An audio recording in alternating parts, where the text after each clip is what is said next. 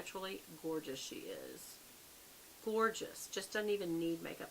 We talked about makeup, and we both enjoy just the art of it. Just, I told her, I said, whenever I get a new makeup palette, I feel guilty because I've already got plenty of makeup, but it's almost like when you were a little girl and you got a new set of crayons. You already had crayons. Some of them were broken. Some of them you used all the way down to the little nub. And then, you know, hold on, I'm going to wet that just a little bit. I know, with my spit, but it's my makeup. I don't share it. If I ever did do someone's makeup, I would buy a new makeup palette and then give them the palette when I'm finished. And that way, first of all, if they like the makeup job, they can do it. And also, I've never used it on anyone before or since then. There we go.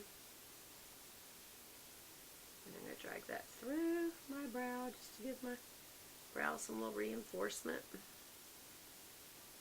And I'm kind of going easy today because I am working from home, so, I mean, it's after hours.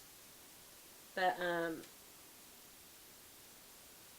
mean, I've already clocked out, is what I'm trying to say, not after hours. It's not late.